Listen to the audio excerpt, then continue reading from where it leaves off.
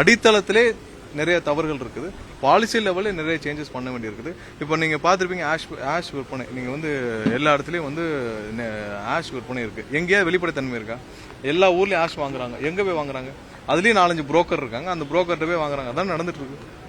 இதெல்லாம் ஸ்ட்ரீம்லைன் பண்ண வேண்டிய கட்டாயத்தில் நம்ம இருக்கோம். ஸோ இதெல்லாம் ஸ்ட்ரீம்லைன் பண்ண பிறகுதான் அதுக்கப்புறம் நம்ம அடுத்த வேலையை பார்க்க முடியும். டெண்டர்ல எஸ்டிமேஷன்ல ப்ராப்ளம் இருக்குன்னா நீங்க அதுக்கப்புறம் எந்த டெண்டர் ப்ரொசீட் பண்ணுவீங்க சொல்லுங்க. எஸ்டிமேஷன்ல நீங்க வந்து எதை வச்சு எஸ்டிமேட் பண்ணீங்கன்னா நாங்க பழைய பிஓ வச்சு எஸ்டிமேட் பண்ணோம், இல்ல பக்கத்து ஸ்டேட்டை பார்த்து எஸ்டிமேட் பண்ணோம், இல்ல இவங்க புரோக்கர் கம்பெனி ஒரு 4-5 கம்பெனி இருக்கு, அந்த கம்பெனியில கொடுத்த கொட்டேஷன் வச்சு நாங்க எஸ்டிமேஷன் பண்ணோம்னா அதெல்லாம் வச்சு இவ்வளவு பெரிய நிறுவனம் இயங்க முடியாது.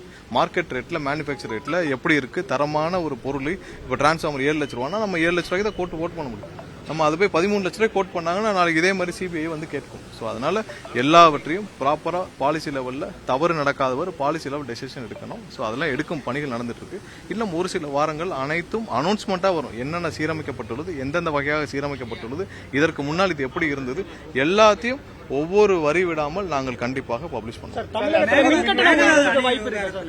தமிழ்நாடு முதலமைச்சர் அனுமதி தர தேவையில்லை, ஒன்றிய அரசு தான் அனுமதி தரணும். கர்நாடக முதலமைச்சர் டி.கே. சிவகுமார் இல்ல எல்லாமே வந்து பாத்தீங்கன்னா அங்க அவர்கள் மாநிலத்தில் இருந்தாலும் இதுல வந்து ஒன்றிய அரசு அவங்க அனுமதி கொடுக்க கூடாதுன்னு சொல்லி தான் நம்ம வந்து போராடிட்டு இருக்கோம். ஏன்னா ஒவ்வொரு மாநிலத்திற்கும் ஒரு நதி போகும் பொழுது எப்படி இருக்குன்னு சொல்லிட்டு நம்ம already Kaveri water management board இருக்கு, எல்லாமே சேர்ந்து இருக்கணும். ஸோ நம்ம வந்து சட்டப்பூர்வமாக இதை தடுக்கும் பணிகள் முழுவதுமா செஞ்சுட்டு வரோம்.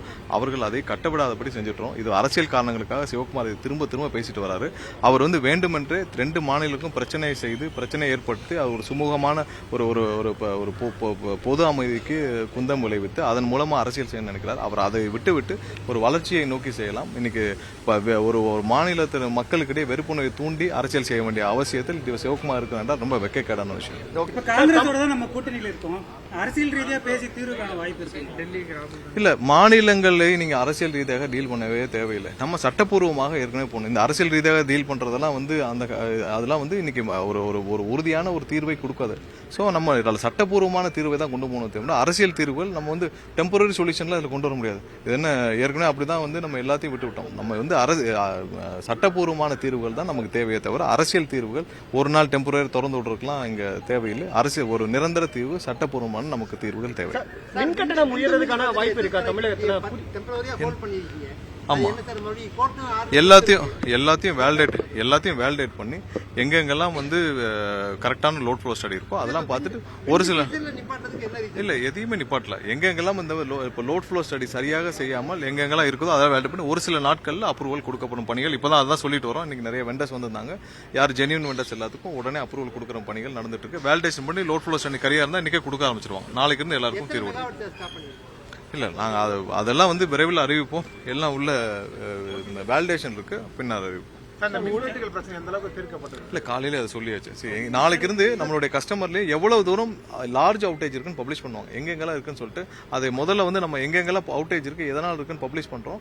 ஸோ அதை சீரமைக்கும் பணிகள் நடந்திருக்கு. ஏன்னா கஸ்டமர்ல இப்ப நம்மளுடைய கால் சென்டர்ஸ் எல்லாத்துலயும் இந்த தினம் 300 பேருக்கு மேல பணியாற்றுறாங்க. நாளைக்கு இருந்து அவங்க வந்து ஒவ்வொரு நாளும் எவ்வளவு இடத்துல லார்ஜ் அவுட்டேஜ் இருக்கு, எந்தெந்த இடத்துல எவ்வளவு தூரம் மக்கள் பாதிக்கப்பட்டிருக்காங்க, எதனால் பாதிக்கப்படும், இந்த அவுட்டேஜ் எதனால் சொல்லி நம்ம வேலிடேஷன் பண்ற இதுல இருக்கும்.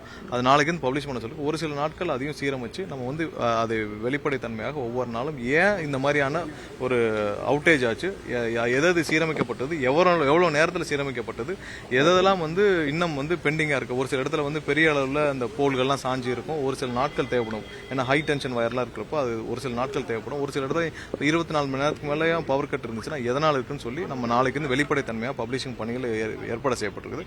ஒரு சில வாரங்கள் அதிகம் சீரமைக்கப்படும். ஏன்னா நமக்கு வந்து மக்களுக்கு வந்து சொல்ல வேண்டிய கட்டாயம் இருக்கு. இந்தியா கூட்டணி கூட்டத்தில் கலந்துக்க தாவேகாவுக்கு அழைப்பு வந்திருக்கு சார்.